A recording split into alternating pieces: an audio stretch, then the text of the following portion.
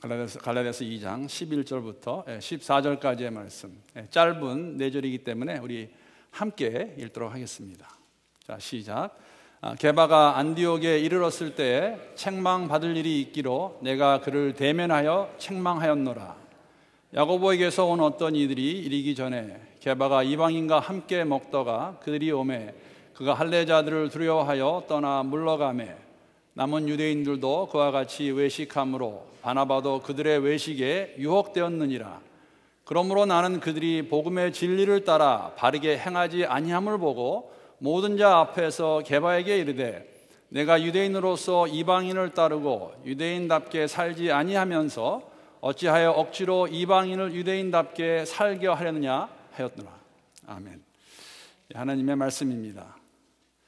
지난주에 이어서 오늘도 베드로 이야기를 좀 하겠습니다. 마태, 마가, 누가, 요한복음을 보게 되면은 예수님께서 베드로를 부르시는 장면이 다 기록되어 있습니다. 그러나 조금씩은 다릅니다. 아마 마태, 마가복음에 나와 있는 장면이 가장 일반적인 모습이 아닐까. 어부였던 베드로를 부르시는 장면이 기록되어 있습니다. 누가복음을 보게 되면은 조금 더 구체적입니다. 어떤 날이 어떤 하루였죠. 예수님께서 많은 군중들에게 말씀을 전하시기 위해서 아마 해변가였던 것 같습니다. 그 베드로의 배에 올라가셔서 군중들에게 말씀을 전하시고 내려오셔서 그 다음에 베드로에게 어느 곳에 그물을 던지라고 말했을 때에 그물을 던졌더니 많은 고기를 잡게 됩니다. 그러한 그 베드로에게 내가 이제부터는 너로 사람 낚는 어부가 되게 하리라 하는 말씀하시고 베드로를 부르십니다. 요한복음은 좀 더 구체적입니다. 왜냐하면 요한복음에 보게 되면은 그 동생 안드레가 예수를 먼저 만나고 와서 베드로를 예수님께 데리고 갑니다. 그래서 베드로가 예수의 제자가 되는 모습을 기록하고 있습니다. 이 사복음서를 종합해 보게 되면은 우리가 추측할 수 있는 그 당시의 상황은 아마 그 당시에 예수의 소문은 퍼져나가서 많은 유대인들이 예수를 알고 있었다는 생각을 가지게 됩니다. 그러한 와중에 베드로도 예수에 대해 듣고 있었고 그때 안드레는 세례 요한의 제자였습니다. 세례 요한은 오실 예수를 준비하던 자였기 때문에 알고 있던 안드레가 예수를 메시아로 알아보고 와서 그 형 베드로를 데려가게 됩니다. 그래서 베드로가 예수님의 부르심에 순응해서 그 초청에 응답하여서 예수의 제자가 되는 것을 저희들이 알 수 있습니다. 어찌하였든지 간에 하나님의 음성을 듣고 모든 것을 뒤로하고 그 음성에 순종했던 아브라함과 같이 베드로도 그의 생업과 그의 고향을 뒤로하고 주를 쫓게 됩니다. 주를 쫓는데 그냥 쫓지 않습니다. 정말 열심을 가지고 열정적으로 베드로는 예수를 쫓게 됩니다. 그 모습이 많이 나와 있는데 제가 몇 군데만 함께 오늘 보도록 하겠습니다. 여러분 마태복음 16장 16절 보시면은 우리가 너무나 잘 알고 있는 베드로의 고백이 기록되어 있습니다. 우리 한번 함께 한 목소리 읽어보겠습니다. 시작. 시몬 베드로가 대답하여 이르되 주는 그리스도시요 살아계신 하나님의 아들이시니라. 이 고백은 정말 엄청난 고백입니다. 이 고백 위에 예수님께서 당신의 교회를 세우시겠다고 말씀하십니다. 그리고 또 말씀해 주신 것은 이것을 알게 한 이는 육신이 아니라 하나님이라고 성령이라고 말합니다. 12명의 제자가 있었지만 베드로는 성령께서 함께 하시는 가운데 예수가 그리스도시요 살아계신 하나님의 아들임을 알 수 있었습니다. 그뿐 아닙니다. 지난주에도 저희가 봤지만 요한복음 13장에 보게 되면 베드로가 어떠한 마음을 가지고 예수를 쫓았나 잘 기록하고 있습니다. 요한복음 13장 37절 말씀입니다. 이것도 한번 같이 읽어보겠습니다. 시작. 베드로가 이르되 주여 내가 지금은 어찌하여 따라갈 수 없나이까 주를 위하여 내 목숨을 버리겠나이다. 여러분 이러한 베드로의 고백이 그냥 말만이었을까요? 절대 그렇지 않습니다. 마지막 순간에 자기 목숨을 잃어버릴 수도 있었는데 그것을 마다하지 않고 베드로는 사실 예수님을 위해서 일어났던 자입니다. He stood up for Jesus예요. 요한복음 18장 10절 11절 보게 되면 그 마지막 부분을 이렇게 기록하고 있습니다. 이에 시몬 베드로가 칼을 가졌는데 그것을 빼어 대제사장의 종을 쳐서 오른편 귀를 베어버리니 그 종의 이름은 말고라. 예수께서 베드로더러 이르시되 칼을 칼집에 꽂으라. 아버지께서 주신 잔을 내가 마시지 아니하겠느냐 하시니라. 여러분, 이 사건은, 이 모습은 마태, 마가, 누가에 다 기록되어 있습니다. 그러나 요한복음에만 이 칼을 뺀 자가 베드로였고 이 귀를 베인 자가 말고라는 것을 기록하고 있습니다. 마지막 그 순간에 여러분, 지금 로마 병정들과 이스라엘의 지도자들이 예수를 잡으려고 옵니다. 죽이려고 오고 있습니다. 거기에 만약에 대항하게 되면은 그냥 그 자리에 죽임을 당할 수 있습니다. 예수를 죽인 자들인데, 그럼에도 베드로는 칼을 빼가지고 그들을 대적합니다. 그러면 그날 밤에 내가 주를 위하여 목숨을 버리겠나이다 하는 고백은 그냥 한 고백은 아니었습니다. 정말 그런 마음이 있었습니다. 칼을 빼서 그 말구의 길을 쳤죠. 자신의 목숨을 아까워하지 않던 그러한 제자였는데, 그런 그 베드로가 그날 밤 얼마 지나지 않아 어이없이 무너지고 맙니다. 마가복음 14장 70절 71절에 보게 되면은 칼을 빼어 말고의 길을 베었던 베드로가 이런 모습을 저희들에게 보여주고 있습니다. 또 부인하더라. 두 번째 부인입니다. 우리가 다 알고 있는 말씀입니다. 조금 후에 곁에 서 있던 사람들이 다시 베드로에게 말하되 너도 갈릴리 사람이니 참으로 그 도당이니라. 그 제자라는 말이죠. 그때 베드로가 저주하며 맹세하되 나는 너희가 말하는 이 사람을 알지 못하노라 라고 고백합니다. 그렇게 말합니다. 불과 몇 시간 전에 칼을 빼어 자기의 목숨을 두려워하지 않고 말고의 길을 베었던 그 베드로가 여기서 아주 무참하게, 비참하게 무너지고 맙니다. 나는 예수를 모른다고. 어떻게 그럴 수 있었을까 하는 생각을 저는 가져보았습니다. 그런데 감사한 것은 이것이 끝이 아니죠. 반전이 있습니다. 사도행전 오게 되면은 이렇게 예수를 부인했던 그 베드로가 성령의 충만함을 입어서 정말 엄청난 경험을 하게 되죠.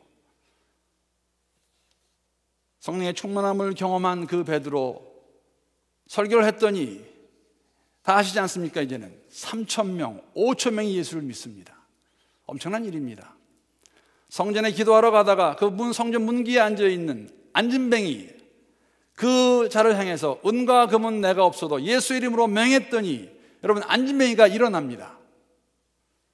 복음을 전하다가 그 종교 지도자들에게 잡힘을 당합니다. 여러분, 말씀드린 것 같이 예수를 죽인 자들 마음만 먹으면, 손 하나 까딱하면 베드로 그냥 죽일 수 있어요. 성령의 보호하심 가운데, 성령의 보호하심입니다. 베드로가 그 감옥에서 풀려나게 되죠. 그뿐이 아닙니다. 죽었던 다비다를, 도루가를 살립니다. 이런 경험을 했던 베드로, 이 베드로가 믿음이 없었을까요? 믿음이 약했을까요? 믿음이 충분하지 않았을까요? 이러한 믿음이라면 정말 어떤 상황에 들어간다 할지라도 충분하고 넉넉하게 다 이길 수 있을 텐데, 이 베드로가 하나님 말씀을, 하나님 명령을 거역합니다. 그게 지난주에 제가 나눈 내용입니다. 하나님이 먹으라는 그 음식을 더럽다고, 깨끗하지 않다고 거역합니다. 하나님이 오케이 하셨는데 율법에 사로잡혀서 율법의 그 법에 따라서 먹지 못했던 그 베드로. 여러분, 이 사건은, 어저께 지난주에 말씀드린 사건은 하나님께서 당신의 몸된 교회를 견고하게 세우시기 위해서, 즉 천국 복음은 이방인을 포함한 모든 사람들에게 전해져야 되고 위한 것이라는 것을 초대교회 기둥이었던 베드로에게 알려주시기 위해서, 그 갖고 있던 그의 생각을 깨시기 위해서 훈련시키신 그 사건이었습니다. 그 베드로의 모습 가운데서 우리는 우리의 모습을 봅니다. 저는 제 모습을 봅니다. 50남짓 살아온 이 땅에서 예수를 대학교 때 내 삶의 주인으로 모시고 한 30년 쫓아왔지만은 어느 순간인가 저기는 제가만 가지고 있는 게 있더라고요. 지금도 있습니다.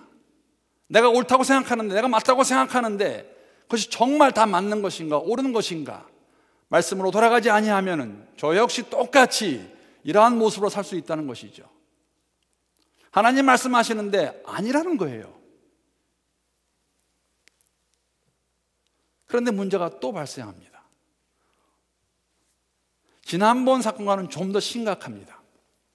그래서 오늘 본문 말씀 보게 되면은 이러한 베드로의 행동을 가지고 갈라디아에 있는 교인들에게 쓰는 바울의 서신 가운데서 이 행동을 어떻게 정의를 내리냐면 이렇게 말합니다. 그 일은 책망받을 만한 일이며 외식하는 모습이었고 본인만의 일로 끝나지 아니하고 주위의 형제들을 자매들을 시험에 들게 했던 것이라고 말하고 있습니다.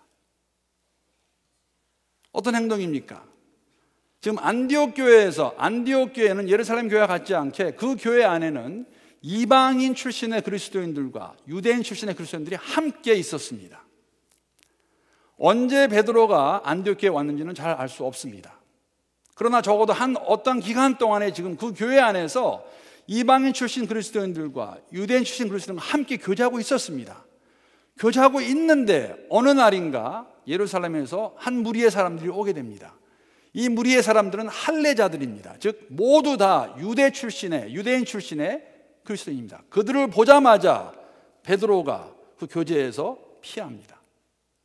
이것을 가지고 지금 사도 바울이 책망하고 있습니다. 이것은 책망받을 만한 일입니다. 여러분 왜 그러신지 아십니까? 왜냐하면 이것은 처음 일이 아니기 때문에 그럽니다. 하나님께서 고넬료에게 베드로를 보내시기 위해서 지금 환상을 주셔가지고 먹으라 그래서 그거를 경험하고 고넬료와 함께 교제를 했던 그 베드로가 똑같은 일을 또 하고 있는 거예요. 하지 말아야 될 일이죠. 한번 경험했는데 또 하고 있습니다. 그뿐이 아닙니다, 여러분. 사도행전 10장에 나오는 그 일이 예루살렘 교회에 알려지게 됩니다. 그랬더니 교회가 난리가 났어요. 어떻게 유대인 그리스도인들이 이방인 그리스도인과 교제할 수 있느냐? 일이 점점 더 커집니다. 15장에 오게 되면은 그래서 우리가 알고 있는 예루살렘 공회가 열립니다. 거기서 모든 교회 지도자들이 결정을 내리는 것이죠. 이방인 그리스도인들에게 유대교의 율법을 강요하지 마라. 그대로 두어라. 괜찮다. 그런 결정을 내리는 그 중앙에 누가 있었습니까? 베드로가 있었습니다. 그 베드로가 지금 안디옥 교회에서 이거를 또 하는 거예요. 결정을 내렸는데 본인이 스스로 결정을 어기고 있는 것입니다. 그렇기 때문에 이 행동은 책망을 받아 마땅한 일입니다. 사실 다윗은 이것을 가리켜서 고범죄라고 말했습니다. 이거는 죄입니다. 시편 19편 13편 보게 되면은 다윗이 이렇게 고백하지요. 밧세바 우리의 아내를 취해서 밧세바와 동침한 이후에 이 일이 쓴 다음에 이렇게 다윗이 고백합니다. 또 주의 종에게 고의로 죄를 짓지 말게 하사 그 죄가 나를 주장하지 못하게 하소서. 그리하면 내가 정직하여 큰 죄과에서 벗어나겠나이다. 죄인지를 알면서도 일부러 의도적으로 고의적으로 짓는 죄. 영어로 보게 되면은 willful sin이에요. willful. 내가 의지적으로 알면서도 아닌 게 알면서도 짓는 죄. 제가 좋아하는 메시지라는 그 번역본에서는 이 죄를 어떻게 말했냐면 이렇게 말했습니다. stupid sins. 바보 같은 죄예요. 알면서도 죄를 짓는 겁니다, 지금. 여러분, 고범죄는 실수가 아닙니다. 만약에 사도 베드로가 실수로 했다면 책망받지 않습니다.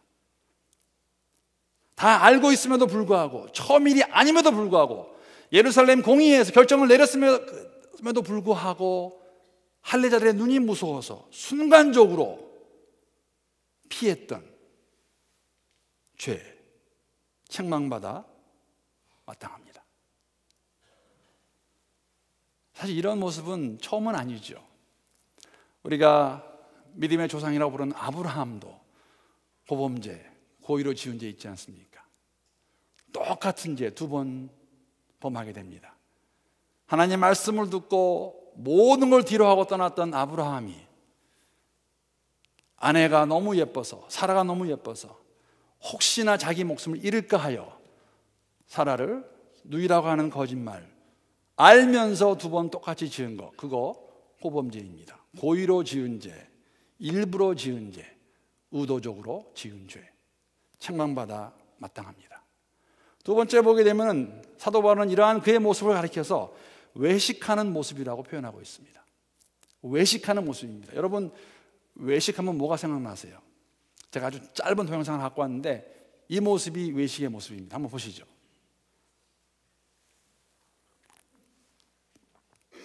잘 보셔야 됩니다. 이게 어떻게 변하는지. 보신 분들 계실 거예요. 얼마나 빠르게 변하는지. 저렇게 딱 한번 얼굴을 싹 돌리고 나면은 저 얼굴에 마스크가 변합니다. 아무도 알 수 없습니다. 저거는 극비입니다. 극비. 중국이 국가 비밀로 보존하고 있는 겁니다. 잘 보세요. 자, 됐습니다. 저게 외식이에요. 저게 외식입니다. 순간적으로 얼굴을 바꿔버리는 거. 알아볼 수도 없어요. 너무 빨라가지고 캐치도 못합니다. 지금 함께 하고 있었어요, 교제를. 어느 순간인가 교제를 떠나는 거예요. 오늘 본문 보게 되면 12절에 이렇게 기록하고 있습니다. 야고보에게서 온 어떤 이들이 이르기 전에 게바가 이방인과 함께 먹다가 그들이 오매 그가 할례자들을 두려워하여 떠나 물러가매. 여러분, 여기에 있는 함께 먹다라는 의미는 그날만 뭔가 말하고 있지 않습니다. 지금 어떤 기간 동안에 함께 음식을 같이 나누었어요. 교제를 하고 있었습니다. 아무 문제가 없었어요. 이방인 출신 그리스도인과 유대인 출신이 함께 예배를 함께 교제하고 있다가 할례자들이 오니까는 순식간에 얼굴 돌려서 거기서 떠나갑니다.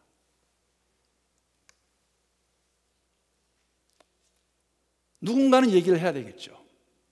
이러한 것을 만약에 고치지 못하면, 이런 게 교정이 안 되면 앞으로 교회는 굉장히 어려워질 것입니다. 너희는 이방인파, 너희는 유대파라고 분당될 것입니다. 갈라질 것입니다. 지금 교회 수장이, 교회 지도자가 이러고 있는데 어떻게 교회가 어렵지 않겠습니까? 더 나아가 오늘 본문은 이게 더 왜 책망받고 죄냐면은 오늘 본문 13절에 보게 되면 이렇게 기록하고 있습니다. 남은 유대인들도 그와 같이 외식함으로 바나바도 그들의 외식에 유혹되었느니라. 아무 문제가 없던 교회에 베드로가 그 일을 하게 되니까 남은 유대인들도 거기에 동참합니다. 같이 외식하는 것이죠. 그뿐 아니라 여러분, 바나바도 이 외식에 유혹돼서 함께 한다는 것입니다. 여러분, 바나바가 어떤 사람입니까? 바나바 잘 아시죠? 사도행전 11장에 보게 되면 바나바가 어떠한 사람인지 너무너무나 저희들에게 정말 이러한 사람이 있을까? 사도행전 11장 22절에서 26절까지의 말씀입니다. 예루살렘 교회가 이 사람들의 소문을 듣고 바나바를 안디옥까지 보내니 이것이 바로 고넬료를 만난 베드로의 그 이야기를 듣게 됩니다. 이방인들이 예수께 돌아온다. 그 말을 듣고 사람을 보냅니다. 누굴 보냅니까? 바나바를 보내요. 바나바는 교회 지도자였습니다. 예루살렘 교회가 믿고 보낼 만한 사람이었어요. 그가 이르러 거기에 가서 안디옥에 가서 보니까 하나님의 은혜를 보고 기뻐하여 모든 사람에게 굳건한 믿음으로 주와 함께 머물러 있으라 권했습니다. 괜찮은 거였어요. 맞다고 했습니다. 바나바는 착한 사람이요 성령과 믿음이 충만한 사람이라 이에 큰 무리가 주께 더하여지더라. 바나바는 착한 사람이었고 믿음이 좋은 사람이었고 성령이 충만한 사람이었어요. 어디까지 더 나가냐면은 25절에 보게 되면은 바나바가 사울을 찾으러 다소에 가서 만남에 안디옥에 데리고 와서 둘이 교회에 1년간 모여 있어 큰 무리를 가르쳤고 제자들이 안디옥에서 비로소 그리스도인이라 일컬음을 받게 되었더라. 25, 26절 말씀은 지금 사도 바울이 사울이었을 때 바울이 했다는 소리를 들었습니다. 그런데 많은 사람들이 의심하는 거예요. 저 사울이 예수 믿는 사람 잡아 죽이려고 일부러 그러는 거 아니냐. 그래서 다 믿지 못할 때 바나바가 가서 스판서하는 거죠. He's okay. He's real. He's genuine. 해가지고 데리고 와서 함께 했던 그 바나바가 지금 외식하는 모습이 들어가 있어요. 누구 때문에? 베드로 때문에.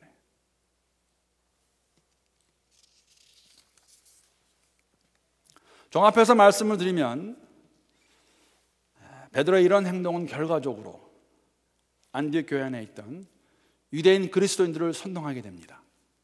외식하는 곳으로 다 이끌어갑니다. 그래서 모든 유대인 그리스도인들이 안디옥 교회에 있던 그때까지 함께 교제하던 그들에게 사실은 분당이 되는 거죠. 왜? 함께 외식하기 때문에. 이 문제가 바로 해결되지 못하면 초대교회는 정말로 큰 어려움에 빠지게 될 것입니다.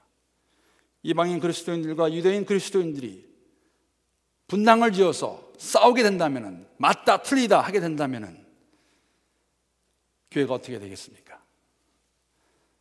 이런 잘못을 보고 누군가는 말을 해야 되지 않겠습니까? 왜? 분명히 잘못인데. 여러분, 외식은 죄입니다. 외식은 하면 안 되는 거예요. 아무도, 누가 감히 베드로에게 말을 하겠습니까? 그래서 우리말로 총대를 맨 사람이 누구냐면 바울이에요. 바울이 가서 대면에 대고 말하는 것이죠. 게바, you're wrong. You are wrong. This is not right. 이거 안 맞는 거예요. 왜? 그렇게 할 수 없다는 겁니다. 하나님이 아니라고 그랬는데 왜 네가 이렇게 외식하느냐? 여러분, 사실 바울과 베드로의 관계를 놓고 보면은 바울이 이런 꾸지람을 할 수 있었을까? 그렇지 않겠습니까? 누가 더 나이가 많겠습니까? 누가 더 예수를 먼저 알았겠습니까? 누가 더 예수를 정말 옆에서 쫓았습니까? 베드로예요. 연배로 보았을 때, 저는 뭐 군대를 안 갔다 왔으니까 그냥 듣기만 해서 항상 그런 말 많이 쓰더라고요. 한국 분들, 남자분들 특히. 짬밥으로 보아도 지금 누가 이 말 할 수 있을 때냐? 바울이 이런 말에 우치해 있느냐? 그럼에도 불구하고 복음의 진리에 입각해서 아는 것은 아니기 때문에, 죄는 죄이기 때문에 사도 바울이 사도 베드로에게 아니라고 말하는 것입니다. 진리에 입각해서 진리를 따라 행하는 삶의 모습을 저희들이 오늘 여기서 볼 수가 있고, 또 그 말을 들은 베드로도 거기에 대해 싸우지 않고, 여러분 만약에 베드로가 바울의 얘기를 듣고 Who are you? 당신 뭐야? 했으면 어떻게 되었을까? 초대교회가 어떻게 되었을까? 여러분 어떻게 생각하세요? 근데 베드로는 그 음성을 듣습니다. 2000년 전에 안디옥 교회에서 있었던 일입니다. 이 사건을 그냥 저희가 오늘 함께 이 자리에 앉아서 그때 그런 일이 있었겠지 라고 받아들인다면 하나님의 말씀은 살아있지 않습니다. 여러분, 오늘 우리가 들어야 됩니다. 우리 교회에게, 내게 주시는 말씀은 무엇일까? 이 사건을 통해서 우리에게 주시는 말씀은 무엇일까? 세 가지를 나누기 원합니다. 첫 번째는 여러분, 죄의 속성과 우리의 연약함을 바로 알고 있어야 됩니다. 오늘 본문에 나오는 베드로가 믿음이 없어서, 믿음이 약해서 이런 외식을 했을까? 바나바 같이 착한 사람, 믿음이 좋은 사람, 성령이 충만한 사람이 믿음이 약해서 동참해서 외식을 했을까? 방금 말씀드린 구약의 아브라함이나 다윗이 믿음이 약해서, 믿음이 없어서 죄를 지었겠습니까? 그렇지 않습니다. 우리가 한순간이라도 예수로부터 초점이 빠져나가면 여러분과 저는 순식간에 죄를 지을 수 있습니다. 그걸 인정하셔야 돼요. 저요? 아주 쉽게 죄 지을 수 있습니다. 우리의 적 사단은 우리를 넘어뜨리려고 우는 사자와 같이 시시탐탐 노리고 있어요. 조금만 틈만 나도 그걸로 들어옵니다. 교회를 분열하려고 합니다. 그걸 우리가 기억하고 있어야 돼요. 우리가 손질로 생각하는 그 순간에 다 넘어질 것입니다. 내가 이루었다 하는 그 순간에 다 무너질 것입니다. 왜? 사도 바울의 고백과 같이 뒤에 것은 다 잊어버리고 앞에는 표대랑이 달려가셔야 돼요. 죄의 속성, 우리의 연약함. 베드로도, 바나바도, 아브라함도, 다윗도 다 죄를 졌어요. 그렇다고 죄질하는 거 아닙니다. 깨어있자는 것이죠. 어떻게 깨어있습니까? 기도하셔야죠. 주 앞에 나가서 부르짖어야죠. 하나님, 우리가 할 수 없습니다. 내가 할 수 없습니다. 하나님 도와주십시오. 두 번째 저에게 주시는 말씀은 지도자가 죄를 짓게 되면 그 영향은 엄청나다는 것입니다. 방금 말씀드린 것 같이 예수님을 사랑하지 않아서도 믿음이 없어서 베드로와 바나바가 이런 죄를 지었다고 생각하지 않습니다.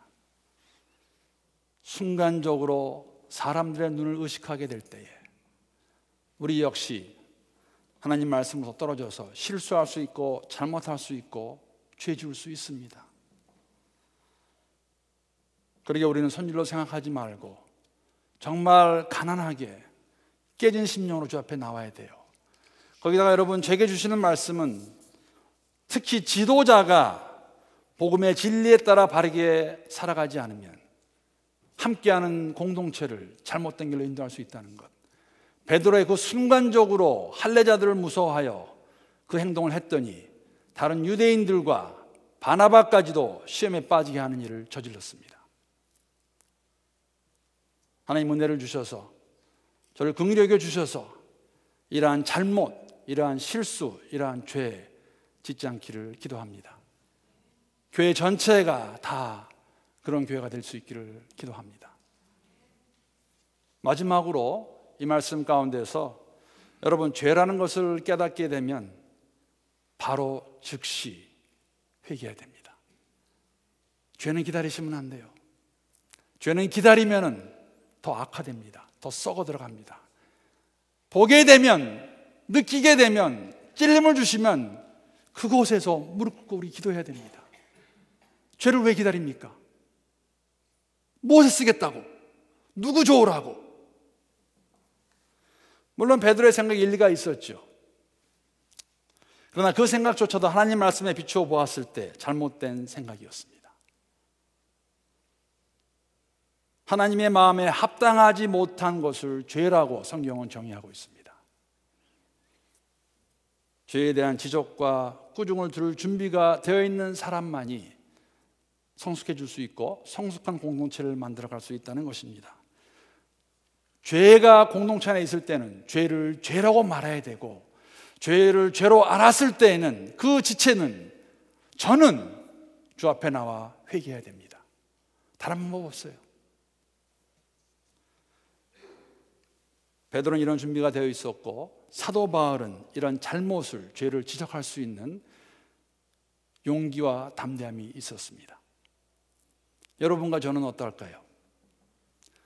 우리의 공동체는 어떤 공동체입니까? 죄를 묵인하는 공동체입니까? 잘못을 그냥 용서해 주는 것, 받아주는 것 중요합니다. 그러나 그런 것들을 앞으로 다시 하지 않겠다는 마음의 다짐이 있고, 주께서 기뻐하지 아니하시는 거 하지 않겠다는 마음의 다짐이 우리에게 있는지. 성경에 나오는 또 다른 좋은 예는 사실 다윗입니다. 여러분, 다윗은 왕이었어요. 왕인 그에게 나단 선지자가 와서 잘못을, 죄를 지적했을 때 어떻게 합니까? 왕이요? 다 필요 없죠. 하나님 앞에서 다 무릎 꿇고 통곡하며 회개했던 그 모습, 그 모습이 우리의 모습이 되기를, 이 사람의 모습이 되기를 다시 한번 주 앞에서 기도합니다. 그런데 만약에 성령께서 그런 찔림을 주시는데, 죄는 죄라고 보여주시는데 하지 않는다면, 회개하지 않는다면 어떻게 될까? 어떻게 될까요, 여러분? 얼마 전에 플로리다 템파에서 한 남자가 잠을 자다가 갑자기 집이 확 꺼져 들어가면서 죽습니다. 한 달도 안 된 사건입니다. 한 2주 전의 사건입니다. 그걸 싱크홀이라고 하죠. 싱크홀. 한번 제가 그림 이렇게 갖고 왔는데 한번 보시겠어요? 한번 잠깐 보여주시죠. 저렇게 자그마한 싱크홀도 있습니다. 그러나 이게 좀 더 커지면은 한 이 정도까지로 변합니다. 이게 좀 더 커지면은 그다음 이렇게 되고, 마지막에는 정말 무시무시한 끝이 안 보이는 싱크홀이 저 도시 중앙에 이렇게 생겨버리고 맙니다. 여러분, 우리가 만약에 죄에 대해서 민감하지 아니하고 죄에 대해서 즉각 우리가 반응하지 아니하고 회개하지 아니하면 어느 순간인가 우리의 삶과 교회의 삶은 끝도 안 보이는 구렁텅이로 빠져버리고 말 것입니다. 왜? 그게 사단이 원하는 것이에요. 성경에 이런 모습들이 참 많이 있습니다. 경고로 보여주시고 하나님 백성으로서 어떻게 살아야 되는 것인지, 우리가 주의 음성에 귀 기울이지 아니하고 우리의 생각과 우리의 방법과 우리의 경험과 우리의 전통만을 의지해 나간다면 여러분, 우리도 하나님 책망을 받아야 되고 어느 순간인가 우리도 무너질 수 있다는 것입니다. 주신 하나님께서 은혜를 주셔서 교회가 더욱더 주 안에서 적어도 죄에 대해서는 교회의 질서와 교회의 안녕을 어지럽게 하는 것들에 대해서는 주 안에서 진리를 따라 행할 수 있는 우리 모두가 되어야겠습니다. 여러분, 진리를 아는 것은 그냥 아는 것으로 고백하는 끝나지 않습니다. 사실 안다는 것은 시작에 불과합니다. 우리가 예수를 알았을 때 무엇을 알고 예수를 믿었습니까? 하나님의 아들, 시작이었고, 누군가 우리에게 예수가 하나님의 아들이라 말하면 그 진리를 수호하게 우리가 옹호했지요. 그것만으로도 부족합니다. 진리를 따라 바르게 사는 삶은 우리가 삶 가운데서 그 진리를 나타내는 것이라는 것입니다. 주님 오시는 그날까지 우리가 잘못을, 죄라 말할 수 있는 그런 담대함과 용기가 있고, 죄를 들었을 때 회개할 수 있는 그런 담대함과 용기가 있는 우리 교회 모든 성도님들이, 또 교회 전체가 진리를 따라 행하는, 바르게 행하는 공동체가 될 수 있기를 주의 이름으로 기도합니다. 기도하시겠습니다. 하나님이여, 하나님 살아계심을 경험하는 교회가 될 수 있기를 간구합니다. 사람들이 모여서 이 길을 함께 걸어갈 때에 홀로 내버려 두지 마시고, 우리가 다 알고 있다고, 다 안다고 하지 않게 하시고, 성령 하나님의 인도하심 따라, 보호하심 따라 역사하심을 경험하는 교회가 될 수 있도록 하나님, 죄를 죄로 볼 수 있게 하시고, 죄가 죄인 걸 알았을 때 회개하게 하시고, 깨끗함 얻어서 함께 죄의 몸된 교회를 잘 세워갈 수 있는 우리 모두가 될 수 있도록 은혜를 더하여 주시옵소서. 하나님, 우리 힘으로 할 수 없습니다. 다시 한번 고백합니다. 모든 것이 하나님의 은혜입니다. 우리의 시작도 이 전 과정도 주를 만나는 그날까지 하나님 긍휼히 여겨주시고 불쌍히 여겨주시고 은혜를 더해 주셔서 잘 걸어갈 수 있는 주의 교회가 될 수 있도록 하나님 축복하여 주시옵소서.